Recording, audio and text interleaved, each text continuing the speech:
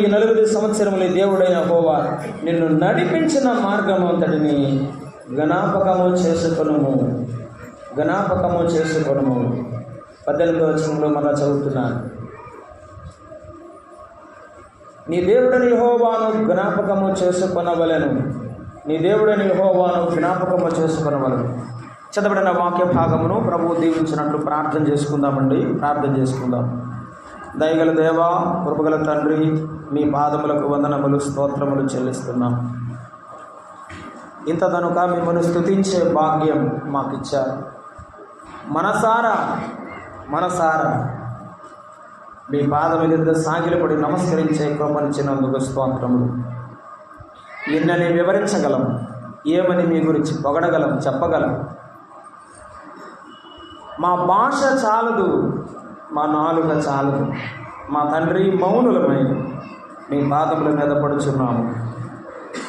మరొక్కసారి ఈ ఉదయకాలం మాతో మాట్లాడమని వేడుకొనుచున్నాము. ఇంకా ఎందరు మీ యందు విశ్వసించలేదో మా తండ్రి, ఈ నూతన దినములో మీరు ఆకర్షించండి. మా ప్రభువైన యేసుక్రీస్తును హెచ్చించుమని, చేరివచ్చిన మా ఆత్మీయ జీవితాలకు క్షేమం, పాపికి రక్షణ అనుగ్రహించుమని, గొప్పదగు మీ నామమునకు మహిమ తెచ్చుకొనమని క్రీస్తు యేసు నామమున వినయముతో ప్రార్థన చేసి వేడుకొనుచున్నాము తండ్రి. ఆమేన్. ప్రభువునందు ప్రియమైన సహోదరులారా, ఈ 8వ అధ్యాయంలో 3 భాగాలుగా అనుకున్నాము. మొదటిది, అరణ్యములో నడిపించిన ప్రభువును జ్ఞాపకము చేసుకో, వాగ్దానము చేసిన దేశమును జ్ఞాపకము చేసుకో అనే 2 విషయాలు 10 వచనాల్లో రాయబడ్డాయి. 11 నుండి 20 వరకు ఉన్న భాగంలో ఆయనను మరువకుండా కొన్ని హెచ్చరికలు అనుగ్రహించాడు. దైవజనుడైన మోషే విశ్వాసయాత్రలో ఆయన పొందిన అనుభవాలు చాలా గొప్పవి. ఆయనతో పాటుగా ప్రభువుని సేవించిన వారు అనుభవించిన ఆ తరం ఆనందకరంగా ప్రభువుని ఘనపరిచిన వారు. కొన్ని చెదురుమదురు సంఘటనలు వారి జీవితాల్లో బాధ కలిగించిన, ప్రభువు వారిని దివ్యంగా నడిపించిన సంవత్సరాలు అవి. సంఘము ఎప్పుడైనా అలాగే ఉంటుంది. మీరు ఎప్పుడు చెప్తుంటారు కదా, ఈ వేళ్ళు ఎప్పుడు అన్ని సమానంగా లేవు, ఉండవు. చిన్న పాత్ర చిన్న పని కొరకు, పెద్ద పాత్ర పెద్ద పని కొరకు. వారు వారి స్థానాల్లో నిలిచి దేవుని గణపరచడమే ప్రభువుకు మహిమ. ఎవరు ముందుకెళ్ళినా, ఎవరు వెనక్కి వెళ్ళినా కష్టమే. ఎవరు తొందరపడినా, ఎవరు నిదానించినా కష్టమే. మోషే భక్తుని జీవితంలో అనుభవం అది. ఇశ్రాయేలులకు దేవుడు ద్వారా, తన ప్రవక్త ద్వారా, తన యొక్క దాసుని మోషే ద్వారా దేవుడిచ్చిన సందేశం ఏమిటంటే, మీరు దేవుని జ్ఞాపకం ఉంచుకోండి. ఎందుకు? ఆ అరణ్యములో మీతో ఉన్న దేవుడు అని చెప్తున్నాడు. ఎటువంటి అరణ్యం అది అంటే, తాపకరమైన పాము తేళ్లు కలిగిన అరణ్యం, భయంకరమైన అరణ్యం అది. శ్రమలు, కష్టాల గుండా వెళ్ళిన జీవితం అది. దేవుని పిల్లలు కూడా తమ జీవితాల్లో శ్రమను అనుభవిస్తున్నారు. పౌలు చెప్పాడు, మేము అపాయములో ఉన్నను ఉపాయం లేని వారము కాము, మా ప్రభువే మాకు దిక్కై ఉన్నాడు, ఆయనే మా ప్రభువు మా పక్షమున ఉన్నాడు అని ధైర్యపరిచాడు. వాస్తవమే, మన ప్రభువే మన మార్గం మనం గుర్తుంచుకోవాలి. వాటన్నిటిని మనం తప్పించేటువంటి విమోచకుడు ఆయన అని. రెండవదిగా, ఆయన రాతి నుండి, బండ నుండి వారికి నీటినిచ్చిన దేవుడుగా వారి దప్పిక తీర్చాడు. అలసిన వారిని సేద తీర్చేవాడు, లేక ఆయన ఆదరించేవాడని మనం విన్నాము. 3వ మాటలో మనం జ్ఞాపకం చేసుకుంటూ ఉన్నాము. 8వ అధ్యాయంలో ఆయన ఏమన్నాడు అంటే, 16వ వచనం, తుదకు నీకు మేలు చేయవలని నిన్ను అణుచుటకు శోధించుటకు నీ పితరు ఎరుగని మన్నాతో అరణ్యమున నిన్ను పోషించెను అన్నాడు. ఆయన మన ఆకలి తీర్చేవాడు. అరణ్యంలో వారికి ఆకలి తీర్చాడండి. వారి ఆకలి తీర్చాడు. నీవే గాని నీ పితరులే గాని ఎన్నడూ ఎరుగని మన్నాతో పోషించను అన్నాడు. ఎన్నడూ ఎరుగని మన్నాతో ఆయనను పోషించను అన్నాడు.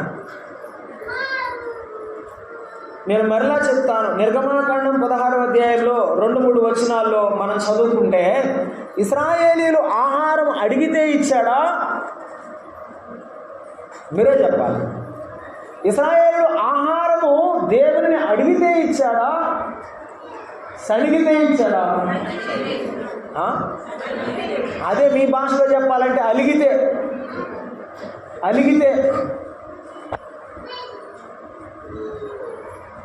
అలిగినా కూడా ఏం చేస్తున్నాడు? తల్లి తన బిడ్డలను గారవించినట్లు,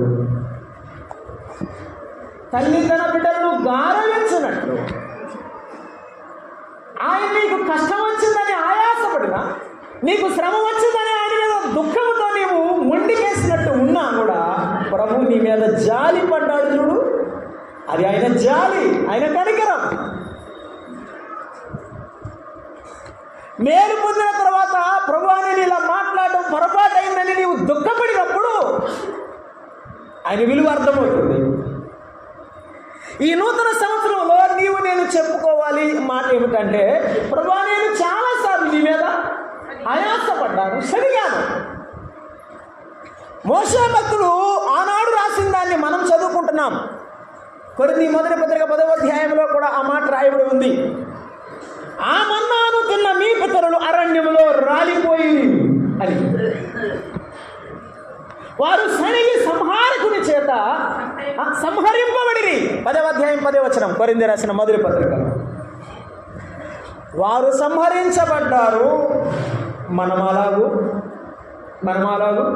కాకూడదు. ఆనాడు మన్నాను ఆయన ఆకాశం నుండి, పరలోకము నుండి ఆయన వారికి కురిపించాడు. ఆకాశం నుండి కురిపించి ఆహారం ఇచ్చాడు. కానీ మనకిచ్చిన ఆహారం మన్నా వంటి ఆహారం కాదు. మన్నా వంటి ఆహారం కానే కాదు. యోహాను సువార్త చదువుదాం. మన ప్రభువు చెప్పిన మాట యోహాను సువార్త 6వ అధ్యాయం 49-50 వచనాలు. 6వ అధ్యాయం 49-50 వచనం చదువుకుంటున్నాము. 6వ అధ్యాయము 49-50 వచనాలు. మీ పితరులు అరణ్యములో మన్నా తినను. అది ఏ ఆహారం? ఆకాశం నుండి పంపిన ఆహారం, పరలోకము నుండి దేవుడే పంపిన ఆహారం, ఎవరు ఎరుగని ఆహారం, ఎవరు తినని ఆహారం. దానిని తిన్నా కూడా ఏమయ్యారు? చనిపోయారు. కానీ దీనిని తినువాడు చావకుండానట్లు పరలోకము నుండి దిగివచ్చిన ఆహారం ఇదే. పరలోకము నుండి దిగివచ్చిన ఆహారమును నేనే. నన్ను భుజించేవాడు ఎన్నడూ చనిపోడు. ఆయనను స్వీకరించిన వాడు, ఆయనను అనుభవించేవాడు, ఆయన మాటను అనుభవించేవాడు, ఆయన వాక్యాన్ని అనుభవించేవాడు, ఆయన యొక్క సన్నిధిని అనుభవించేవాడు చనిపోడు. సింహాల మధ్యలో ఉన్న ధైర్యముగా సింహములాగా ఉంటాడు. అగ్ని గుండంలో వేయబడిన ఆయన కొరకు నిలబడి ఉంటాడు. ఆయనను అనుభవించేవాడు. యేసు ప్రభు చెప్తున్నాడు, నా శరీరము తిని నా రక్తము త్రాగువాడు నిత్య జీవము గలవాడు. వాడు చనిపోయినను మరలా బ్రతుకును. ఈ నిరీక్షణ ప్రభువు మనకిచ్చినది. మనము తినే ఆహారము వల్ల మనము ఆరోగ్యంగా లేము. మన ఆహారం ఎవరు? ప్రభు అయిన యేసుక్రీస్తు. నేను ఒక మాట చెప్పాలని ఇష్టపడుతున్నాను. సాతానుడు ప్రభు దగ్గరకు వచ్చి శోధించేటప్పుడు మత్తయి సువార్త 4వ అధ్యాయంలో ఈ రాళ్లను నీవు రొట్టెలుగా చేసుకొని తినమని అడుగుతున్నాడు. ప్రభు ఏం సమాధానం చెప్పాడు తెలుసా? మత్తయి సువార్త 4వ అధ్యాయం 4వ వచనంలో, అందుకు ఆయన మనుష్యుడు రొట్టె వలన మాత్రము కాదు కానీ దేవుని నోట నుండి వచ్చు ప్రతి మాట వలన జీవించు. ఆయన మాటగా బ్రతుకుదాం. ఒకప్పుడు ఆయన మాట ఏమన్నాడు, బ్రతికించింది. ఏమన్నాడంటే, నిన్ను క్షమించాను బిడ్డ అన్నాడు. నిన్ను నన్ను క్షమించి ఆయన బిడ్డగా చేసుకున్నాడు, ఆయన బ్రతికించాడు. ఇప్పుడు ఆయన మాటతోనే బ్రతుకుదాం, ఆయన ఆ మాటతోనే బ్రతుకుదాం. ఆహారం ఇచ్చి వారిని పోషించినట్లు తన వాక్యం ఇచ్చి మన అవసరాలు తీరుస్తున్నాడు. ఆయనే మన జీవాహారమై మనల్ని బ్రతికిస్తున్నాడు, దినదినము బ్రతికిస్తున్నాడు. లేకపోతే అసలు విశ్వాస యాత్రలో ఎప్పుడో పడిపోయేవాడు కదండి, ఎప్పుడో పడిపోయేవాడు. కుటుంబంలో బాధలు చూసినప్పుడు, వ్యక్తిగత జీవితంలో సంఘర్షణ చూసినప్పుడు, సంఘ జీవితంలో అస్తవ్యస్తమైన పరిస్థితులు చూసినప్పుడు, నేను వెళ్ళిపోతాను, నాకు అక్కర్లేదని వెళ్ళిపోతామని అనుకుని ఉన్న రోజులు ఎన్నో. కానీ యేసయ్య మాట్లాడినప్పుడల్లా ధైర్యం, యేసయ్య తన ఆహారం నీకు ఇచ్చినప్పుడల్లా బలం, మనకిచ్చినప్పుడల్లా బలాన్ని అనుభవించాం. నా ప్రభువా, నేను బలహీనుడే, కానీ నీవు నాతో ఇచ్చిన ప్రతి మాట, నీవు నాకు ఇచ్చిన నీ ఆహారం నాకు బలమైనప్పుడు నిలబడ్డాను. ఈవేళ నీవే నా బలం, నీవే నా ఆహారం. యేసుక్రీస్తు ప్రభువు తన తండ్రిని గురించి చెప్పిన మాట ఏమని? నా తండ్రి నాకు ఇచ్చిన మాట నాకు ఆహారమై ఉన్నది. మన ప్రభువు మనకిచ్చిన మాట మనకు ఆహారమై ఉన్నది. గుర్తుంచుకుందాము, దానిని ఎప్పుడు మనం మర్చిపోవద్దు. ఆయన మాటను మర్చిపోవద్దు, ఆయన వాక్యమును మనము మర్చిపోవద్దు. ఆయన వారిని ఆహారం ఇచ్చి పోషించినట్టు మనకు వాక్యం ఇచ్చాడు. ఆయన మనకు క్రొత్త నిబంధన, పాత నిబంధననే ఆయన జీవాహారపు వాక్యాన్ని మనకు అనుగ్రహించాడు. ఆయనే మన ఆహారం. మనం ఆయనను అనుభవిస్తూ ముందుకు సాగాలని చూస్తున్నాము. మరొక మాట, 8వ అధ్యాయం ద్వితీయోపదేశకాండం 4వ వచనం. 8వ అధ్యాయము 4వ వచనాన్ని చదువుకుంటున్నాము. ద్వితీయోపదేశకాండంలో మరొక మాట, ఆయన మనలను తప్పించువాడు, ఆయన మనలను సేదతీర్చువాడు లేక ఆదరించువాడు. 3వ మాట, ఆయన ఆకలి తీర్చువాడు, అనగా మన అవసరాన్ని తీర్చువాడు. 4వ మాట 8:4లో మనం చూస్తూ ఉన్నాము, ఈ 40 సంవత్సరములు నీవు వేసుకున్న బట్టలు పాతగెలలేదు, నీ కాలు వాయలేదు. నేను తిన్న ఆహారం అనుకుంటున్నావేమో, నాకున్న ఆరోగ్యం అనుకున్నావేమో, నా తల్లిదండ్రుల నుంచి నాకు సంక్రమించిన జీన్స్ వల్ల నేను ఇలా ఉన్నాను అనుకున్నావేమో. కానీ ప్రభు అంటాడు, నీ కాలు వాయకుండా, నీ బట్టలు పాతగెలకుండా నేనున్నాను. మన ఆరోగ్యమై ఉన్నాడు, మన ఆహారమై ఉన్నాడు, మన ఆరోగ్యమై ఉన్నాడు. ఇశ్రాయేలులకు ఆరోగ్యం, మిరియాముకు అహరోనుకు కుష్టి ఎందుకు వచ్చింది? దేవునికి వ్యతిరేకంగా, దేవునికి సేవనికి వ్యతిరేకంగా వచ్చినప్పుడు మరలా మోషే కన్నీటి ప్రార్థన వలన తిరిగి ఆరోగ్యం పొందారు. సంసోను 1000 మందిని పచ్చి గాడిద దవడెముతో చంపాడు. అంత బలాఢ్యుడు, నాజీర్వ్రతము పొందినవాడు. కానీ బలం పోగొట్టుకున్నాడు. ఎందుకు పోయింది? శరీర బలహీనతతో పోగొట్టుకున్నాడు. ఎన్నోసార్లు మన బలహీనత వల్ల మన ఆరోగ్యం పోగొట్టుకున్నాం. మళ్ళీ చెప్తున్నాను, ఎన్నోసార్లు మన బలహీనత వల్ల మన బలాన్ని, మన ఆరోగ్యాన్ని పోగొట్టుకున్నాం. పోగొట్టుకున్నప్పుడు మరలా తన బిడ్డలైన మనలను వదిలిపెట్టలేదు ఆయన. మరలా మన శక్తిని మనకిచ్చాడు, మరలా మన ఆరోగ్యాన్ని మనకు తిరిగిచ్చాడు, మరలా మనకు శక్తినిచ్చాడు. ఆ ఒక్క మాట నేను చెప్పాలని ఇష్టపడుతున్నాను. మలాకీ గ్రంథం 4వ అధ్యాయం 2వ వచనం. ఎందుకు ఇచ్చాడంటే మన గొప్పతనమును బట్టి కాదు. 4వ అధ్యాయం 2వ వచనం, మలాకీ గ్రంథము 4వ అధ్యాయం 2వ వచనాన్ని చదువుకుంటున్నాం. అయితే నా నామమందు భయభక్తులు గలవారు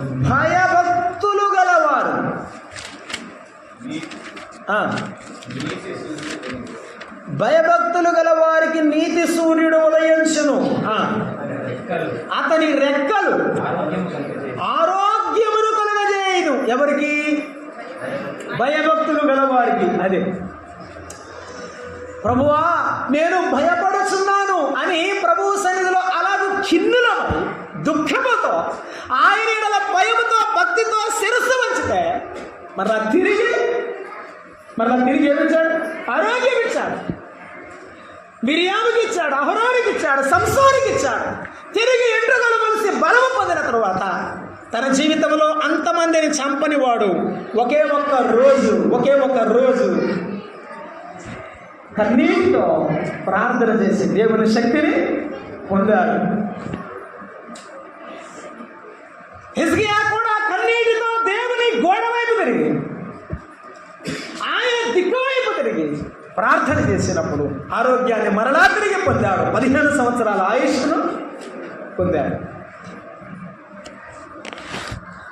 ఈవేళ నీవు శరీర బలహీనతలో ఉన్నావేమో కానీ ప్రభువా ఈ బలహీనత నా వల్లే వచ్చిందా? నీ మహిమ కొరకు వచ్చిందా? నా వల్ల వచ్చిందా? నీ మహిమ కొరకు వచ్చిందా? నాకు తెలియదు. నీవే మహిమపరచబడాలని ప్రార్థిస్తున్నారని ప్రార్థన చేయండి. ఒకవేళ నీవు పడిపోయిన స్థితిలో ఉంటే ప్రభువు సన్నిధిలో ప్రార్థన చేయండి. మొన్నటి రాత్రి ఒక యవనస్తుడు నాకు ఫోన్ చేసి అన్నాడు, అన్నయ్య చాలా సంవత్సరాల క్రితం నేను వాక్యం చెప్తే యేసు ప్రభువుని నమ్ముకున్నాను, నా కోసం ఒక పాట పాడి రికార్డ్ చేసి పంపించండి అన్నాడు. అది నాకు చాలా ఇష్టమైనది. సంసోను జీవితం పడిపోయినప్పుడు పాడిన పాటను ఆ బ్రదర్ అడిగినాడు. తప్పిపోయినాను తరలి తిరిగినాను, దొడ్డి నుండి వేరై హద్దు మీరినాను, తప్పిపోయినాను తరలి తిరిగినాను, దొడ్డి నుండి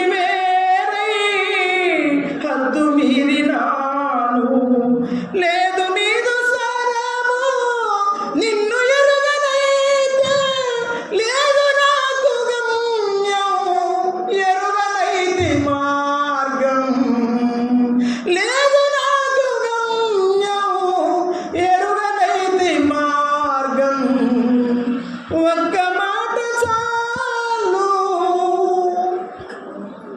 ఆ చెరసాలను అది మోస్తూ నేనే తప్పిపోయాను, నీవు కాదు, నేనే నిలబడలేకపోయాను. ఈ బలం పోయిన తర్వాత ఈ బలం ఎక్కడిదో నాకు అర్థమైంది. ఈ ఒక్కసారి బలపరిస్తే చాలు, నేను నిలబడతాను. ఈ ఒక్కసారి ఈ ప్రభువును నిలబెట్టమని కేక వేశాడు. నీవెక్కడ పడిపోయావు అక్కడ పైకి లేవాలని యేసు ప్రభు ఇష్టపడుతున్నాడు. నీకు ఆరోగ్యం ఇచ్చేవాడు, ఆత్మీయమైన శక్తినిచ్చేవాడు మాట్లాడుచున్నాడు. ఈరోజైనా నీవు ఖిన్నుడవు, పశ్చాత్తాప మనసుతో ప్రభు ఎద్దకు రమ్మని ప్రభువుడు కూర్చున్నాడు. నీవు ఒకవేళ యవనస్తుడవైతే దేవుని వాక్యం జ్ఞాపకం చేసుకో. ప్రసంగి గ్రంథం 10వ అధ్యాయం. లేత వయస్సును నడిప్రాయమును గతించిపోవు, నీ హృదయములో నుండి వ్యాకులమును తొలగించుకొనుము, నీ హృదయము చెరుపు దారిని తొలగించుకో. నీ శరీరంలో ఏదుందో నీ హృదయాన్ని పాడు చేసేది ఏమిటో నాకు తెలియదు కానీ దాన్ని తొలగించుకోకపోతే నష్టపోతావు. దేవుడిచ్చిన ఆరోగ్యాన్ని పోగొట్టుకుంటా. ఆయన ఇచ్చిన ఆయుష్కు ముందే నీవు పోనేలా, ఆయన ఇచ్చిన ఆరోగ్యాన్ని విడిచిపెట్టనేలా. ఎందుకంటే ఒక మాట చెప్తున్నాడు యాకోబు భక్తుడు. 1వ అధ్యాయం చూడండి, యాకోబు పత్రిక 1వ అధ్యాయము 14వ వచనం. ఎందువల్ల ఈ బలహీనత, ఎందువల్ల ఈ యొక్క అవిధేయత కారణమవుతుంది? ఎందువల్ల మన జీవితంలో కొన్నిసార్లు మనమే మన అనారోగ్యానికి, మన యొక్క నష్టానికి కారణమవుతున్నామో చెప్తున్నాడు. 14 ప్రతివాడును తన స్వకీయమైన దురాశ చేత, మళ్ళీ జాగ్రత్తగా వినడమ్మా, స్వకీయమైన దురాశ చేత ఈడవబడుచున్నాడు, మరులుగొల్పబడుచున్నాడు, అందువల్ల శోధింపబడుతున్నాడు. ఒక నీ బలహీనత మీకు అర్థమవడాన్ని చెప్తున్నాను. నేను వాక్యం చెప్పడానికి పెందలకట లేచి తెల్లవారుజామున బస్సుకి పరిగెత్తుతూ ఉన్నాను అనమాట, అందిద్దో లేదో అని. అప్పుడే ఒక ఆయన షట్టర్ ముందు కూర్చుని ఉన్నాడు. ఎప్పుడు లేచాడో ఏమో, దేనికోసం? అసలు నిద్ర పట్టిద్దా? అతనిలో ఉన్న అదట ఈడ్చుకెళ్తుందట, గొర్రె పిల్లని ఈడ్చుకెళ్ళినట్టు, వదకు సిద్ధమైన గొర్రెని ఈడ్చుకెళ్ళినట్టు ఈడ్చుకెళ్తా ఉంది. వెళ్ళమని వెళ్ళమని తొందర చేస్తున్నప్పుడు పరిగెత్తుకొని వస్తున్నాడు. రెండో మాట చెప్పాడు, మరులు కొల్పబడి శోధింపబడుతున్నాడు. మరులు కొల్పబడటం అంటే తెలుసునండి, మరట విశ్వాసులు నమ్మని వారైతే సరేలేండి, నమ్మిన వారు రోడ్నే వెళ్తూ ఉంటే వాల్ పోస్టర్లు వేసినాయట. వాల్ పోస్టర్లు అంటే సినిమా బొమ్మలు ఉంటాయి కదండి, గోడ కతికిచ్చినవి, అవి వేస్తే ఆ దారిని వెళ్తూ ఉన్నప్పుడు ఇట్లా చూశాడట. ఇటు చూస్తే అది ఏదో కనపడింది, చూడకూడదు అని ఇటు తిరిగాడు. మళ్ళీ కూర్చోబెట్టిన తర్వాత ఇంకో మనసు అందట, ఏమని అదేదో బాగున్నట్టుంది ఇంకోసారి చూడమని. మళ్ళీ చూశాడట, కాదు మళ్ళీ తిరిగాడట. 3 సార్లు 4 సార్లు ఏం చేశాడు? ఆ అవకాశం లోతు బారికి లేదులేండి, నీకు దొరికింది. లోతు బారికి దేవుడు ఆ అవకాశాన్ని చూస్తే అయిపోతా ఉన్నాడు. ఇంతే సంగతి. మనమైతే ఎన్నిసార్లు వాళ్ళు ఉప్పుస్తామో ఇక కనపడం కదా. చూసి చూసి చూసి అలాగే ఆ ఆలోచనలో నిండి ఈ కర్మాగారంలో ఈ mind, man's mind is a devil's workshop అన్నాడు ఒక ఆయన. ఎంటీ మైండ్ అట, అది ఖాళీగా ఉంది, బైబిల్ చదవదు, ప్రార్థన చేయదు, ఈ మైండ్ ఖాళీగా ఉండదు. ఎప్పుడు వాడు వచ్చి కూర్చుంటాడు ఇక్కడ. కూర్చున్న తర్వాత ఈ దురాలోచన వలన ఏమవుతుందంటే ఈ గుండెలోనికి దిగి ఆలోచన గూడు కట్టుకొని ఇక్కడ ప్లాన్ చేస్తాడు. ఇక్కడ ప్లాన్ చేస్తే ఇక బాడీ నడిచిపోతుంది అనమాట. అందుకని శోధింపబడుతున్నారు. ఏమన్నా బిడ్డలారా, మీరు శోధింపబడుతున్నారా? మీరు శోధింపబడుతున్నారా? అలాగైతే ఆనాటి భక్తులు, ఆనాటి దేవుని పిల్లలు, ఈనాడు దేవుని పిల్లలు శోధింపబడుతున్నారు. దేనివల్ల అంటే, అయ్యో నేను ఎంత దౌర్భాగ్యుడను, ఇట్టి మరణమునకు లోనము శరీరము నుండి నన్నెవడు విడిపిస్తాడని. ఆనాడు పౌలు భక్తుడు కేక వేశాడు, నేను మంచి చేయాలనుకుంటున్నాను, చేయకూడని కీడే చేస్తున్నాను. నాలో ఉన్న పాప నియమం, నీ పాప నియమం ఆయనకి అప్పచేయు, నీకు నీ జీవితం మీద ఆయన విజయం ఇస్తాడు. నీ జీవితాన్ని ఆయన అప్పగిస్తే నీ పాప నియమం మీద విజయం ఇస్తాడు. నీ జీవితం నీ చేతిలో పెట్టుకుంటే నీవు మారలేవు. ఒక యవనస్తుని ఎదురొస్తే దేవుని నమ్ముకోమని చెప్పాను. ఆయన అన్నాడు, అన్నీ మానుకున్నాక వస్తానన్నాడు. మానుకునేది లేదు, వచ్చేది లేదు. నేను మారిపోతే ఆయన ఎందుకు? నేనుగా మారిపోతే ఆయన ఎందుకు? ఆయన అందుకే మన కొరకు దిగి వచ్చి కలువరిలో మన కొరకు మరణించాడు. ఆ కలువరి శిలువ వైపు చూస్తున్నప్పుడు, ఆయన ప్రేమను చూస్తున్నప్పుడు, ప్రభువా నేను పాత్రుడను కాను,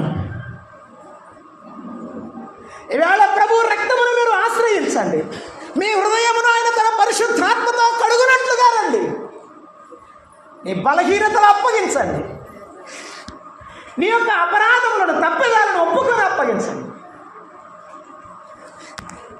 ప్రభు మీ ఆరోగ్యమై ఉంటాడు, ప్రభు మీ ఆశీర్వాదమై ఉంటాడు.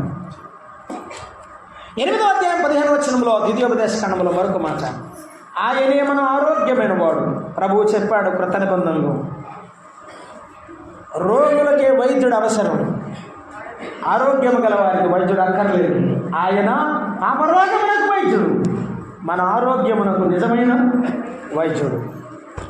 8వ అధ్యాయం 15వ వచనం చూస్తున్నాము. 8వ అధ్యాయము ద్వితీయోపదేశ ఖండం 8:15. తామకమైన పాములు తేళ్లను కలిగిన ఎడారి అయి నీళ్లు లేని భయంకరమైన ఆ గొప్ప అరణ్యములో ఆయన నడిపించే దేవుడు. ఆయన వారిని నడిపించాడు. 2025 సంవత్సరం అంతా ఎలా నడిపించాడో గుర్తుంచుకో. ఇశ్రాయేలుని ఎలా నడిపించాడు? నిర్గమాకాండం 11వ అధ్యాయంలో చెప్పాడు. ఆయన అగ్ని స్తంభముగా, మేఘ స్తంభముగా వారికి ముందు వెనక ఉండి ఆయన ఏం చేశాడు? నడిపించాడు. మన తండ్రి మనతో నడిస్తే అంతే చాలు. ప్రమాణం చేసిన వారు కొండల వంటి వారు, మెట్టల వంటి వారు తరలిపోయేవారు మన పక్కన నిలబడతారో లేదో తెలియదు, కానీ మాట ఇచ్చిన మన తండ్రి మన ప్రక్కన నిలబడేవాడు. ఆయన మనతో ఉన్నవాడు. ఆయనకు ఇమ్మానుయేలు అని పేరు. ఆయన మనకు తోడై ఉండే దేవుడు. ఆయన మనకు తోడై ఉండే దేవుడు. ఇశ్రాయేలులకు తోడై ఉన్నాడు. ఇశ్రాయేలులకు తోడై ఉన్నాడు. ఆ మాట చెప్పడానికి ఇష్టపడుతున్నాను. మోషే దగ్గరికి వచ్చి అన్నాడు, ఈ అరణ్యంలో ఆహారం లేక మమ్మల్ని చంపడానికి తీసుకొచ్చావా? అక్కడైతే కీరకాయలు దోసకాయలు తిన్నామన్నారు. కీరకాయలు దోసకాయలు తిన్నారు. మీరు చెప్పండి. కొరడా దెబ్బలు తిన్నారండి. మట్టి ఇచ్చారు వాళ్ళకి. యుద్ధం కూడా రాదు వాళ్ళకి చేయడం. మట్టి ఇటుకలు చేయడం, బట్టీలు కాల్చి ఇటుకలు ఇయటం, అంతే వాళ్ళ పని. యుద్ధం చేయని వారికి యుద్ధం నేర్పించాడు. ప్రయాణం చేయని వారికి ప్రయాణం నేర్పించాడు. ఆ 40 సంవత్సరాల్లో తన ట్రైనింగ్, తన తర్ఫీదంతా ఆయన ఇచ్చాడు. ఈ ఉదయకాలం ప్రభు మనతో మాట్లాడుతున్నాడు. ఇంత విసికించిన వారితోనే ఉన్నాడు. ఆ మాట చెప్పడానికే చెప్పాను. మాంసం కొండల దగ్గర కూర్చున్నారంటండి. కూర్చుని ఏడుస్తున్నారట బోరున. ఎవరైనా ఉంటారంటండి? నాకు తెలియదు అసలు. కొండల దగ్గర కూర్చుని ఏడుస్తున్నారట, మాకు మాంసం లేదని, మంచినీళ్ళు లేవని ఏడిచారట. రాళ్ళు తీసుకొని మోషే మీదకు తిరగబడేవారట. వారందరినీ ప్రేమించి సహించిన వాడు ఆయన.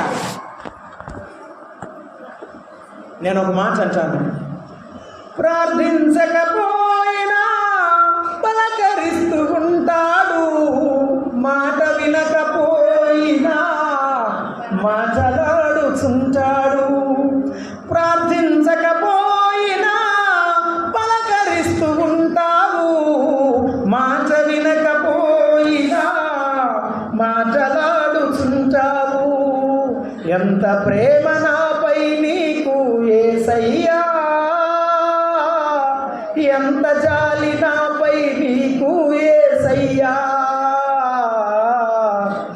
ఎంత ప్రేమ నాపై నీకు యేసయ్యా,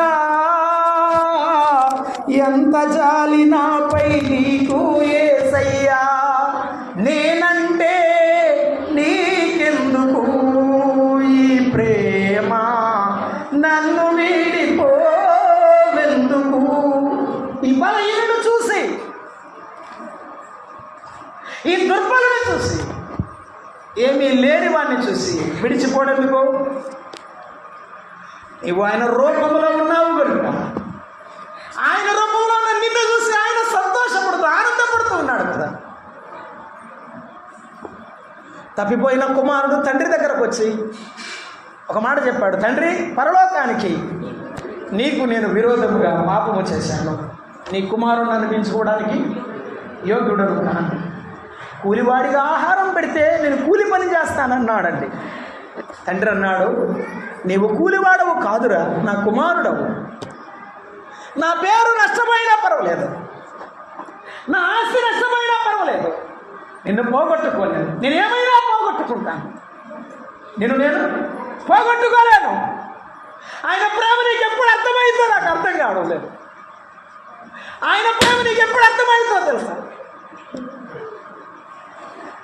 వాడు ఇంకా దూరంగా ఉన్నప్పుడు పరిగెత్తి మెడ మీద పడి ముద్దు పెట్టుకున్నాడు. వాడు ఇంకా రాలేదు, అడగలేదు కూడా. తన కుమారుడు మనసు చూసి దుఃఖపడుతున్నాడు తండ్రి. నీవు అనాథవు కావు, నీవు ఒంటరి వాడవు కావు, ఆ తండ్రి నీతో ఉన్నాడు. దానియేలుతో ఉన్నవాడు, యోసేపుతో ఉన్నవాడు, నీతో నాతో ఉన్నవాడు ఒక్కడే, మన ప్రభు అయిన యేసుక్రీస్తు. ఆయన మనతో ఉండేవాడు. ప్రకటన గ్రంథంలో 21వ అధ్యాయంలో చెప్పాడు, ఇదిగో 22వ అధ్యాయం మొదటి వచనంలో, నేను సదాకాలము మీతో కూడా ఉన్నాను. ఆ ఒలీవలమనబడిన కొండ మీద ఆయన ఆరోహణమైపోతూ లూకాసు వార్త 24వ అధ్యాయం ఆఖరి వచనములు అంటాడు, నేను వెళుతున్నాను, నేను మరలా ఇదే కొండ మీద తిరిగి వస్తాను, నేను మీకోసం వస్తాను. ఆ మాట నాకు చాలా ఇష్టమైనది. లాజరు కొరకు, లేకపోతే ఏలియా కోసం అగ్ని గుర్రాలను పంపించారు. పంపిస్తే వచ్చాయి, తీసుకెళ్ళిపోయారు. లాజరు కోసం దేవదూతలు పంపించారు. మన కోసం దేవదూతలు కాదు, గుర్రాలు కాదు. యేసయ్య అన్నాడు, నేనే వెళ్తాను, నా పిల్లల దగ్గరికి నేనే వెళ్తాను, నా పిల్లలు నేనే తీసుకొస్తాను. యేసయ్య అంత ప్రేమ గలవాడండి. ఏం చేశావని చెప్పు? ఆయనను విసిగించావనా? ఆయనను దుఃఖపెట్టావనా? ఎన్నో బలహీనతలతో సతమతమవుతూ ఆయన నామానికి అవమానం తెచ్చావనా? ఈ బలహీనుడు ఎందుకు ప్రేమిస్తున్నావు ప్రభువా? ఈ అల్పుడు పట్ల నీ ప్రేమ ఎందుకని ఒక్కసారి ఆలోచిస్తే నీ తప్పిదాలు ప్రభు పాదాల మీద వేసి పశ్చాత్తాపడడం ఇదే సమయం. మారు మనసు పొందు, ప్రభు బిడ్డగా తీర్చబడు, ప్రభు ఆత్మ చేత నింపబడు. 6వ మాట చెప్పి నేను ముందుకు సాగిపోతాను. 6వ మాట 8వ అధ్యాయము ద్వితీయోపదేశ కాండంలో 8వ అధ్యాయంలో 18వ వచనంలో అంటాడు, నీ దేవుడని యెహోవాను జ్ఞాపకం చేసుకొనవలెను, ఏలయనగా తాను నీ పితరులతో ప్రమాణం చేసినట్టు తన నిబంధన నేటి వలె స్థాపింపవలెనని మీరు భాగ్యము సంపాదించుకున్నటకై మీకు సామర్థ్యము కలుగజేసిన వాడు. ఏమిటంట చెప్పండి? మనకు సామర్థ్యం ఉందా? మనకు సామర్థ్యం ఉందా?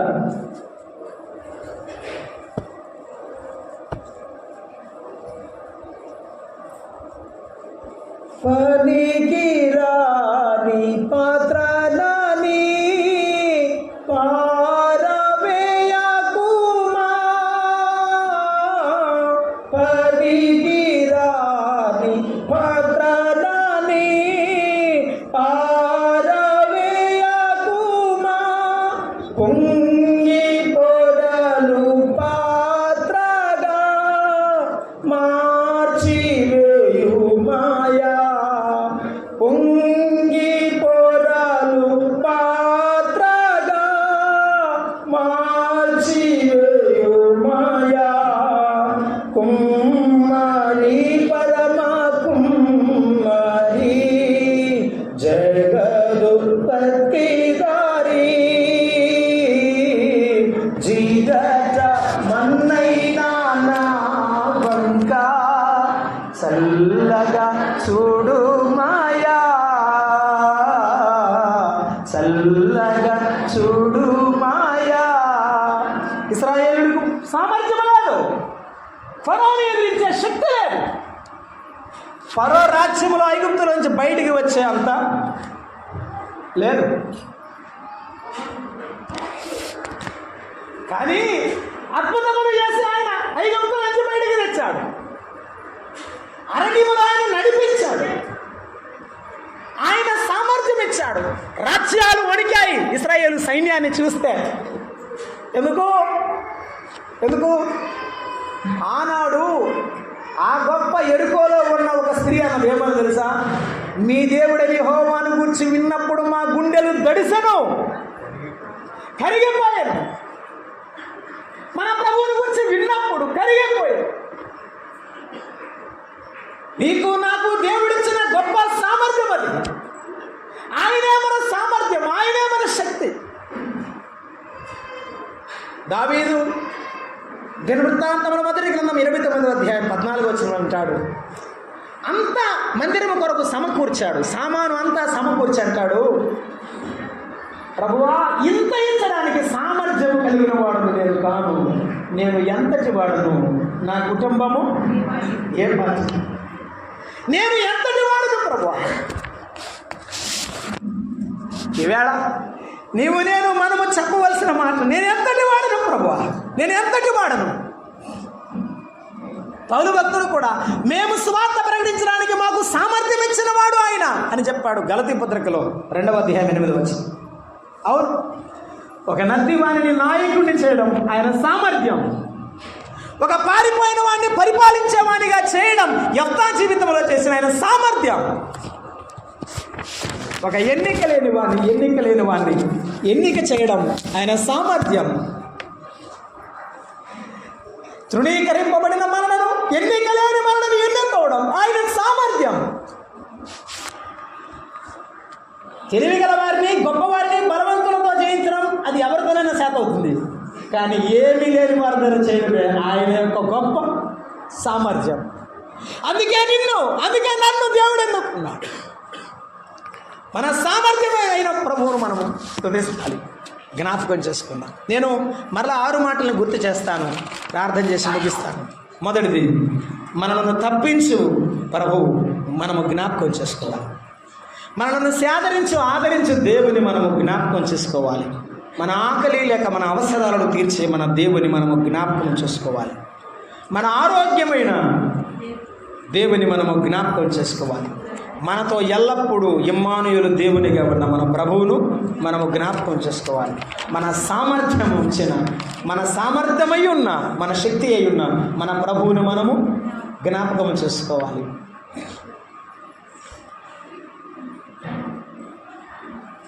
ఇది remember your God in the wilderness, అరణ్యములో నీ దేవుణ్ణి జ్ఞాపకం చేసుకో అంటే అర్థం అది. ఈ అరణ్యమనే ప్రపంచంలో మనతో ఉన్న మన ప్రభువుని మనం జ్ఞాపకం చేసుకోవాలి. ఇశ్రాయేలు గురించి కాదు, కానీ నీ గురించి, నా గురించి, మన గురించి మనము పోల్చుకుంటూ ప్రభువుని వైపు చూస్తూ మనము ప్రభు నామాన్ని మర్చిపోక గుర్తుంచుకుంటూ ముందుకు సాగాలి. 2వ మాట ఏమిటంటే remember the land of Conan, the promised land. వాగ్దాన దేశమును జ్ఞాపకం చేసుకో. వారికి ఇచ్చిన వాగ్దాన దేశం ద్రాక్ష చెట్లున్నాయి, అంజూర పడలున్నాయి. తర్వాత అసలు ఆ కానాను దేశం ఏమైపోయింది? ఇంకా అంతే సంగతి. అంత మంచి దేశం అని దేవుడు పాలు తేలు ప్రవహించే దేశం అని చెప్పిన దేశాన్ని కూడా ఏం చేశారు? పాడైపోయింది అంతే. ఈ తర్వాత ఏం లేదు. వారికి ఇచ్చిన దేశం వంటిది కాదు మనకు దేవుడు ఇచ్చిన దేశం. మనదేమిటి? పరమకానాను. వారికి కనాను దేశాన్ని ఇచ్చాడు. ఇప్పుడు 7-8 వచనాలు ద్వితీయోపదేశకాండంలో ఏ దేశాన్ని జ్ఞాపకం చేసుకోవాలి? దీనిలో మన నిరీక్షణ దాగి ఉంది. గడిచిన వాటిని నెమరు వేసుకోవడంలో మన కృతజ్ఞత దాగి ఉంటే, భవిష్యత్తులో మనము ప్రభు కొరకు నిలవలసిన వాటిలో మన నిరీక్షణ దాగి ఉంది. అది గుర్తుంచుకోవాలి. ద్వితీయోపదేశకాండం 7-8 వచనం చదువుకుందాం రండి. 7-8 వచనాలను మనం చదువుకుంటున్నాం. నీ దేవుడిని యెహోవా నిన్ను మంచి దేశంలో ప్రవేశపెడతాడు. మనం వెళ్ళే దేశం ఏ దేశం చెప్పండి? మంచి దేశం. నీవున్న దేశం, నీవున్న ఊరు ఏమో, కానీ మనము వెళ్ళబోయే ఆయన రాజ్యం, ఆయన పరలోక రాజ్యం ఎటువంటి దేశం? మంచి దేశం. ఏంటో మంచి దేశం? చదువుకుందాం రండి.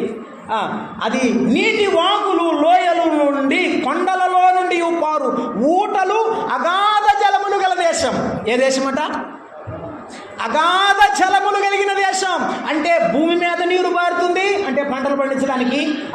భూమి లోపల కూడా నీళ్ళు ఉంది, త్రవ్వి తాగడానికి. నీవు బ్రతకడానికి, ఇశ్రాయేలులు బ్రతకడానికి వారికి కావలసిన నీటినిచ్చిన దేశము ఆ దేశంలో బ్రతికిన ప్రజల గురించి ఇర్మియా భక్తుడు 2వ అధ్యాయంలో 13వ వచనం చదువుతారా? 2వ అధ్యాయం 13వ వచనం ఏమన్నాడు? ఇంత దేశం ఇచ్చినా, ఇంత పంట ఇచ్చినా, ఇంత సమృద్ధి ఇచ్చినా ఏం చేశారు? ఇర్మియా గ్రంథం 2వ అధ్యాయం 13వ వచనం, నా జనులు 2 నేరములు చేసి ఉన్నారు, జీవజలముల ఊట అయిన నన్ను విడిచి ఉన్నారు, తమ కొరకు తొట్లను అనగా బద్దలైన నీళ్లు నిలవని తొట్లను తొలగించుకొని ఉన్నారు అన్నాడు. అమ్మా, ఆయన ఇచ్చిన జీవజలం కాకుండాట నీరు నిలబడే తొట్లు వాళ్ళే కట్టుకున్నారట. ఆయన ఇచ్చింది కాకుండా వారు ఏదో కోరుకున్నారు. నా మాట మీకు అర్థమవుతుందిగా? ఆయన ఇచ్చింది కాకుండా వారు ఏదో కోరుకున్నారు. సమయాలు దుఃఖపడుతున్నాడు. సమయాల దగ్గరకు దేవుడు వచ్చి అంటున్నారు, సమయాలు ఎందుకు దుఃఖపడతావు? వారు నన్ను ఏలకుండా, నేను వారిని ఏలకుండా వారు నన్నే అనుసరించి ఉన్నారు, నిన్ను కాదు. నువ్వు దుఃఖపడద్దు. యేసు ప్రభు మనకిచ్చిన ఆయన రాజ్యమును జ్ఞాపకం చేసుకుంటున్నప్పుడు కనాను కంటే శ్రేష్టమైనది వారు దాంట్లో కూడా మర్చిపోయారు.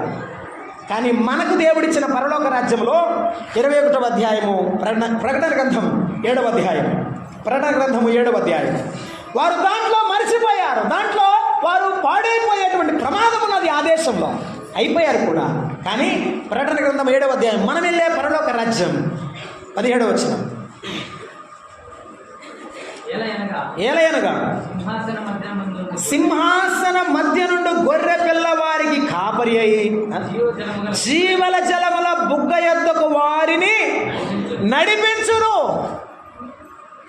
ఆ పరలోకం వెళ్ళిపోయిన తర్వాత నీకు ఆకలితో సంబంధం లేదు, చెప్పండి, దప్పికతో సంబంధం లేదు. ఎందుకంటే ఈ మట్టి దేహం, ఈ మూలిగే దేహం మనకి ఉండదు. షుగర్ టాబ్లెట్ అవసరం లేదు, గుండెకి టాబ్లెట్ అవసరం లేదు. మన ప్రభు వస్తే ఎగిరిపోతాం. ఆయన ఇచ్చే మహిమాదేహంతో ప్రభువు దగ్గరకు ఎగిరిపోతాం. రివ్వున ఒక రెప్పపాటు జీవన మేఘాలపై నవ్వుకుంటూ మనమంతా ఎగిరిపోదాము. ఎగిరిపోయినప్పుడు పక్కన ఉన్న వాళ్ళు అంటుంటారు, ఏది పిచ్చిది, బైబిల్ పిచ్చిది, ఎక్కడికి వెళ్ళింది అనుకుంటారేమో. యేసయ్య దగ్గరికి ఎగిరిపోతాం, ఏం బాధ లేదు. నా తండ్రి ఎప్పుడు వస్తాడో ఆయనతో ఈ శరీరాన్ని విడిచిపెట్టి, ఈ బాధలు, ఈ కష్టాలను విడిచిపెట్టి నా తండ్రితో ఆనందంగా బ్రతుకుతాను అనుకుంటున్నావే, ఆ దేశానికి వెళ్ళిపోతాం, ఆ రాజ్యానికి వెళ్ళిపోతాం. ఆయన కొరకు ఎదురు చూద్దాం, ఆ రాజ్యం కొరకు ఎదురు చూద్దాం. ఈ లోకములో ఉన్న వాటిని మరచి ఆయన కొరకు ఎదురు చూద్దాం. ప్రభు మనకిచ్చిన మాట, మొదట ఆయన నీతిని, ఆయన రాజ్యమును మీరు వెదకండి, అప్పుడు అవన్నీ ఏవి నీకు అవసరమో అవన్నీ దేవుడు నీకు అనుగ్రహిస్తాడు. మొదట వెదకాల్సింది ఆయన మార్గాన్ని. అందుకే ఆ ఊటలు కలిగిన ఆయన రాజ్యం కొరకు ఎదురు చూద్దాం. ఆ జీవజలపు ఊట ఆయనే మన కాంతిగా, దీపకాంతిగా, మన యొక్క ఆ శక్తిగా పరలోక రాజ్యంలో మనతో ఉన్నప్పుడు ఆ ఆనందాన్ని అనుభవించడానికి చూద్దాం. నేను చాలాసార్లు ప్రార్థన చేసేటప్పుడు అనుకుంటాను, పరలోకం వెళ్ళిన తర్వాత మొదటిగా మోషే గారితో మాట్లాడాలి, మొదటిగా దైవజనులతో మాట్లాడాలి. వారు ఎట్లా ఉన్నారో, ప్రభు కొరకు ఎలా చేశారో అడుగుదాము అని అనిపిస్తుంది. ప్రభువు దగ్గరికి వెళ్ళేటప్పుడు ఎంత ఆనందం, ఆయనను అనుభవించడానికి ఆనందంతో ఎదురు చూద్దాం. నీ ఇంటిలో కష్టాలను, నీ ఉద్యోగంలో కష్టాలు, నీ జీవితంలో కష్టాలు, వాటన్నిటినీ మరచి ఆయన మందిరానికి వస్తావు ఎదుడు, ఆయన సన్నిధికి వస్తావు ఎదుడు. అవన్నీ ఎగిరిపోతున్నప్పుడు నా ప్రభువు తప్ప నా గుండెను నిబ్బరపరచగలిగిన వారు ఎవరున్నారనేటువంటి మనసు, ఆలోచన వస్తున్నప్పుడల్లా ఆయన ఎదుట మోకరిల్లుతాం. ఇది మన నిరీక్షణ, ప్రభువును చూస్తాము. రెండవ మాట అన్నాడు 8వ అధ్యాయం 9వ వచనంలో, అది కరువులేని దేశం. ఏ దేశం? కరువులేని దేశం. కరువులేని దేశం. అక్కడ కరువు అంటూ ఉండదు అని చెప్తున్నారు. ఇందాక మనం చదువుకున్నాం 7వ అధ్యాయం 16వ వచనంలో, ఆయన వారికి దీపకాంతి అయి ఉంటారన్నాడు. ప్రకటన గ్రంథంలో వారికి దీపకాంతి అయి ఉంటారన్నాడు. మరొక మాట 21వ అధ్యాయము 6వ వచనం చదువుతారా? ప్రకటన గ్రంథం 21:6లో ఏమంటాడు? ఆయన వారితో ఇట్లను, సమాప్తము అయినవి నేనే అల్ఫాయు ఒమేగాయు, అనగా ఆది అంతమైన వాడును. దప్పిగొను వారికి జీవజలముల బొగ్గలున్న జలము వారికి ఉచితముగా అనుగ్రహిస్తాను. ఉచితముగా అనుగ్రహించేవాడు. నేను నా ఆహారము నా తెల్లరాత్రిస్తాను. జీవజలమిచ్చేవాడు ఆయన. 7:16 చెప్పినట్లుగా ఆయన వారికి దీపకాంతిగా ఉండేవాడు. సూర్యుని ఎండ అయినా ఏ వడగాలి అయిన వారికి తగలదు. ఇక మీదట ఆకలి అయినా దాహమైనా ఉండని రాజ్యం, ఆకలి దప్పులు లేని రాజ్యం. మన ప్రభు ఎందుకు వెళుతున్నాం? మనం ఈ ప్రపంచంలో ఉన్న వాటిని విడిచిపెట్టి వెళ్ళిపోతాం. అటువంటి కరువు లేని రాజ్యానికి వెళ్తాం. ఈరోజు మనం ఉన్న రాజ్యం కరువులతో నిండిన రాజ్యం, ఆకలితో అలగొట్టించే రాజ్యం. ఒక్కొక్కసారి చూసినా ఎవరికి సహాయం సామర్థ్యం లేని మనము బాధపడతాం తప్ప ఏం చేయలేము. కానీ ప్రభు దగ్గర ఆకలి అనేవాళ్ళే, యేసయ్య దగ్గర ఆకలి అనేవాళ్ళే ఉండరు. నాకు మంచినీళ్ళు అవుతున్నాయని చెప్పేవారే ఉండరు. ఆయన మన ఆకలి తీర్చేవాడు, ఆయన మన దప్పిక తీర్చేవాడు. 8:9 అన్నాడు, ఏ లోపము లేని దేశం అన్నాడు. మనం ఉన్న దేశంలో అన్నీ తప్పులు తడకే. ఆఫీస్ అట్టే, ఇల్లు అట్టే, అన్నదమ్ములు అట్టే, అన్నదమ్ముల ప్రేమలో లోపం, అక్క చెల్లెండ్ర ప్రేమలో లోపం, బిడ్డలు తల్లిదండ్రుల మధ్య ప్రేమలో అన్యోన్యత లోపం, భార్యాభర్తల మధ్య ఆప్యాయత అనురాగం లోపం. అస్తవ్యస్తమైన సమాజంలో మనం ఉన్నాం. కానీ ప్రభు దగ్గరికి వెళ్ళినప్పుడు, ఆ ప్రేమ చూస్తున్నప్పుడు లోపము లేని ప్రేమ, ఆయన తన బిడ్డలతో కలుసుకునేటువంటి ఆ రాజ్యంలో, ఆ గొప్ప సాక్షి సమూహము మధ్యలో నీవు నిలబడినప్పుడు, నా ప్రభు ఇంత గొప్ప సాక్షి సమూహము నీ కొరకు ఎంతో గొప్పగా బ్రతికారు, నేను నీ కొరకు బతకలేక ఇలా వచ్చానని ఏడుస్తావు. ప్రభు నీ కొరకు బతికున్నంతప్పుడే ఏదో ఒకటి చేసి నేను వెళతానని చెబుతావో నాకు తెలియదు. ఆయన రాజ్యం వస్తుంది. ఆయన రాజ్యం కొరకు ఏమైనా నీవు చేయాలి. లోపము లేని రాజ్యానికి వెళుతున్నావు. లోపంతో వెళ్తావా, లోపం లేకుండా వెళ్తావా? ఆలోచించే. నా ప్రభువు, మన ప్రభువు ఆయన లోపము లేనివాడు. హేరోదు అన్నాడు, ఇతనిలో ఏ నేరము నేను కనుగొనలేదు. పిలాతు అన్నాడు, ఇతని యందు ఏ దోషము నేను కనుగొనలేదన్నాడు. పిలాతు భార్య అన్నది, ఈ నీతిమంతుని జోలికి నీవు వెళ్ళవద్దు. ఆయన నీతిమంతుడు, లోపము లేనివాడు. నాలో పాపమున్నదని మీలో ఎవడు స్థాపిస్తాడని సవాలు విసిరినవాడు. ఆయన పిల్లలం. ఎవరు మనం? ఆయన పిల్లలం. అలాగే బ్రతుకుతాం. దైవజనులు చెప్తుంటే నేను విన్నాను. విక్టోరియా మహారాణి కుమారుడు, ఆమె రాజకార్యాల మీద బయటికి వెళ్ళినప్పుడు కొడుకంట కిందకి వెళ్ళి ఊరు బయటికి వీధిలోకి వెళ్ళి గోలీకాలు ఆడుకునే పిల్లలతో ఆడుకుంటా ఉన్నాడంట. ఆమె ఏమనలేదు. అంతఃపురంలోకి వచ్చిన కొడుకు కాబట్టి అంతఃపురంలోకి వస్తేను స్నానం చేసి రమ్మందట. స్నానం చేసి వచ్చినాకందంట, behave like a queen of the kingdom అందట. Behave like the king of the kingdom, son of the kingdom or the king అని చెప్పినట్టు. మనము మన రాజు పిల్లలం. తల ఎత్తుకునే పనే చేద్దాం, తలదించుకునే పని చేయొద్దు. ఏ లోపము లేని దేశానికి వెళుతున్నాము, ఏ లోపము లేకుండా బ్రతుకుదాం. మచ్చలేని జీవితాన్ని జీవిద్దాం. నా తండ్రి మచ్చలేనివాడు, నేను మచ్చ లేకుండా బ్రతుకుతా.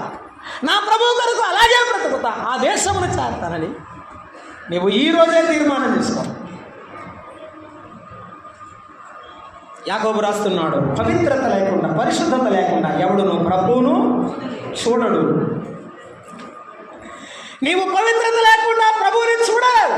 మన ప్రభువు చెప్పాడు, హృదయ శుద్ధి గలవారు ధన్యులు, వారు దేవుని చూచెదరు.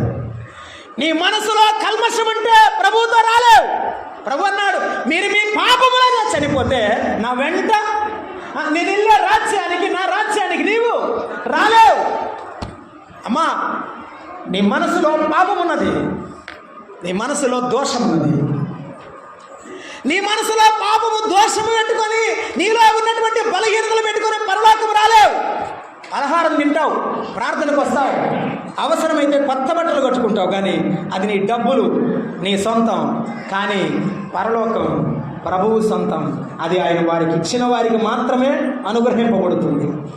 అలాగైతే ఈ ఉదయకాలం ఆ పరలోక రాజ్యాన్ని రావాలి అంటే, ఆ ప్రభువు దగ్గరకు వెళ్ళాలంటే నీ పాపాన్ని విడిచిపెట్టాలి. ఈ నూతన సంవత్సరపు మొదటి దినములో నీ జీవితంలో ఇంకా అపరాధంలో నిలబడిపోయావా?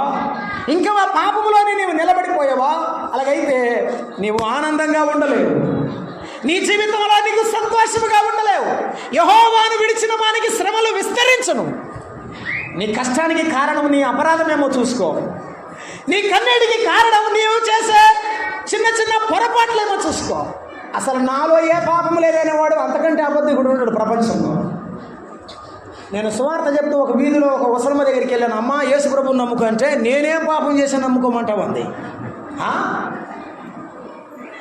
నేనేం పాపం చేశానని నమ్ముకోమంటావు అంది. ఒక పిల్లవాడికి చెప్తే అన్నాడు ఇప్పుడే ఏమో నమ్ముకోమంటామన్నాడు. ఏ దశలో చెప్పినా కూడా ఏదో ఒక కారణం చెబుతూ మనిషి తప్పించుకుంటున్నాడు తప్ప మారలేదు. నీవు కూడా ఇంకా మారకుండా ఉన్నావేమో చూసుకో. ఆయన నీ మార్పు కొరకు ఈ లోకంలోనికి వచ్చాడు.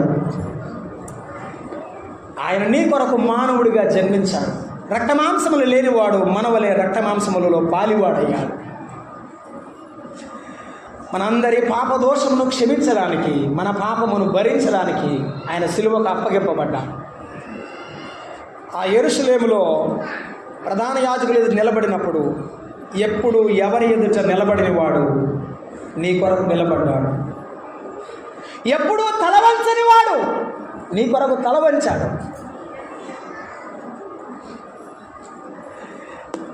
నిందను ఎరుగని వాడు నిందను పడ్డాడు. ఒక మాట బైబిల్లో రాయబడి ఉంది, నిందకు నా హృదయము బ్రద్దలాడింది. ఆయన వీపు నాగేటి చాలా వలె దున్నబడుచుండగా, ఆ కొరడాలతో కొట్టబడుచుండగా ఆ ప్రభువాడు మన కొరకు ఆ కలువరి సిలువను మోసుకుని వెళ్ళాడు. అమ్మా నీ కొరకు మోసుకుని వెళ్ళాడు. ఆ కొయ్యను మోసుకుని వెళుతున్నప్పుడు, ఆ బరువైన కొయ్యను మోసుకుని వెళుతున్నప్పుడు మన ప్రభువాడు నిన్ను జ్ఞాపకం చేసుకున్నాడు. నిన్ను జ్ఞాపకం చేసుకుని ఆయన ఎత్తైన కొండ వరకు మోసాడు. చేతులతో చేసిన పాపము నిమిత్తమైన చేతుల్లో శిలలు కొట్టబడి, నీవు తలతో చేసిన పాపము నిమిత్తమైన తలపైన ముళ్ళ కిరీటం పెట్టబడింది. నీవు పరిగెత్తి చేసిన పాపము నిమిత్తమైన పాదాల్లో శీలలు కొట్టబడ్డాయి. నీవు హృదయంలో ఆలోచన దురాలోచన వలన ఆయన హృదయంలో బాకు దొరికిపోయింది. ఆయన గాయపరచబడ్డాడు. ఆయన గాయముల వలన నీకు స్వస్థత. ఈ ఉదయకాలం ఇవ్వాలని ఇష్టపడుతున్నాడు. ఈ ఉదయకాలం ప్రభు వైపు చూడండి. ఆ కలువరి సిలువలో నీ కొరకు వేలాడుతున్న ప్రభు చెప్తున్నమాట, తండ్రి వీరేమి చేయుచున్నారో వీరెరుగరు, గనుక వీరిని క్షమించము. అమ్మా నువ్వేం చేస్తున్నావో నీకు తెలియదని ఇప్పటికీ కూడా అనుకుంటున్నాడు.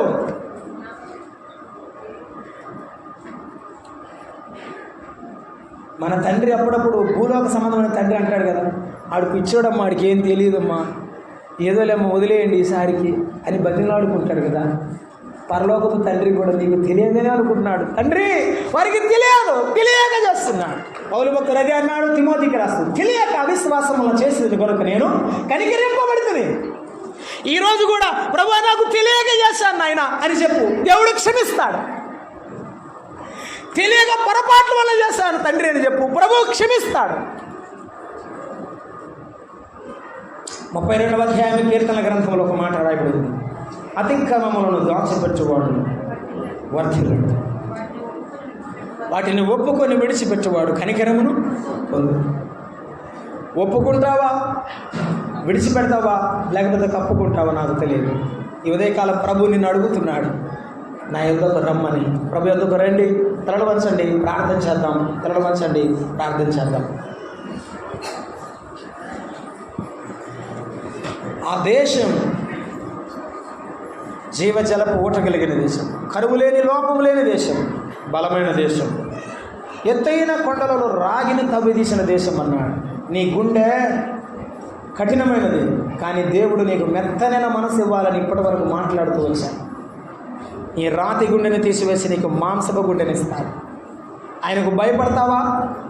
అయ్యా నేను ఏ పాటి వాడును ఆయన, నేను ఏ పాటి దానను, నేను చేసిన పొరపాట్లకు నేను ఎప్పుడో చనిపోవలసిన దానను, కానీ నన్ను క్షమించావు నాయన. ఇప్పుడే నేను మారడానికి ఇష్టపడుతున్నాను, మార్పు చెందుతాను, నా జీవితం నీకు సమర్పిస్తాను ప్రభువా. ఈ కొత్త సంవత్సరంలో నీ బిడ్డగా మారిపోతాను. నేను ఎన్నో వెంబడి తిరిగాను కానీ నా బతుకు మారలేదు. ఈరోజు నీ సన్నిధిలో నా బ్రతుకును మార్చుకోవడానికి ఇష్టపడుతున్నానని ప్రభు ఎదుగురా. ప్రభు నిన్ను ప్రేమిస్తున్నాడు. ప్రభు నిన్ను చేర్చుకుంటాడు. ప్రభు నిన్ను క్షమిస్తాడు. నీ కొరకు ఆయన కలువరి సెలవులో మరణించి సమాధి చెబులు తిరిగి లేచాడు. ఈనాడు గాయపడిన కరములు చాపి పిలుస్తున్నాడు. ప్రయాసపడి భారం మోస్తున్న వాళ్ళరా నా ఎదుగు రండి. ఎందుకు ఆయనకు దూరంగా వెళ్ళి తిప్పలు పడతావు? ఎందుకు ఆయనకు దూరంగా వెళ్ళి నువ్వు నష్టపోతావు? ప్రేమ గల తండ్రి, దయాళుడా, మీకు స్తోత్రము. ఈ ఉదయకాలం మీరు మాతో మాట్లాడే మీ ప్రతి మాటను బట్టి మీకు వందనాలు చెల్లిస్తున్నాను. అరణ్యములో ఈ విశ్వాస యాత్రలో మమ్మల్ని ప్రేమించిన మీ ప్రేమ చూస్తున్నప్పుడల్లా మీకు నమస్కరిస్తున్నా. మీరు మాకిచ్చిన వాగ్దాన దేశమును గురించి జ్ఞాపకం చేసుకున్నప్పుడల్లా నా యేసయ్య నా కొరకు ఎదురు చూస్తున్నాడు. నాకు ఈ ప్రపంచమే వద్దు, నేను విడిచిపెట్టి వెళ్ళిపోతాను, నా తండ్రితో ఉంటానని ఆనందముతో ఎదురు చూసే నిరీక్షణ ఇచ్చినందుకు స్తోత్రం. ఇంకా మీకు దూరస్థులై అగ్నిగుండానికి వెళుతున్నారు కొందరు తండ్రి. వారి ఉదయాలను మార్చండి. మీ వాక్యం అందరిలో అన్ని విధాల పరిచయం సహాయపడు.